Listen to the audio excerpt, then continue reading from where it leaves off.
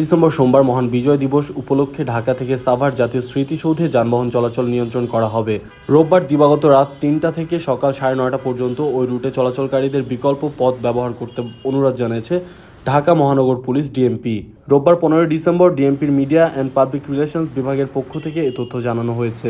ডিএমপির এক গণবিজ্ঞপ্তিতে বলা হয়, আগামী ১৬ ডিসেম্বর মহান বিজয় দিবস উপলক্ষে সাভার জাতীয় স্মৃতিসৌধে পুষ্পাঞ্জলি অর্পণ উপলক্ষে ঢাকা থেকে আমিনবাজার হয়ে সাভার স্মৃতিসৌধ পর্যন্ত সড়কে ভোর ৪টা থেকে রাষ্ট্রপতি, প্রধান উপদেষ্টা, প্রধান বিচারপতি, মন্ত্রণালয়ের দায়িত্বপ্রাপ্ত উপদেষ্টাগণ, বিদেশি রাষ্ট্রের কূটনীতিকগণ এবং সরকারের উচ্চপদস্থ কর্মকর্তাবৃন্দ, বিভিন্ন সংগঠনের নেতৃবৃন্দ সাভারের জাতীয় স্মৃতিসৌধে গমনাগমন করবেন। এ উপলক্ষে ওই দিন রাত ৩টা থেকে সকাল ৯:৩০ পর্যন্ত bus, truck, covered van, microbus, CNG সহ বিভিন্ন শ্রেণীর যানবাহন সমূহকে গাবতলী, আমিনবাজার ব্রিজ, সাভার রোড পরিহার করার জন্য বিনীতভাবে অনুরোধ জানিয়েছে ডিএমপি।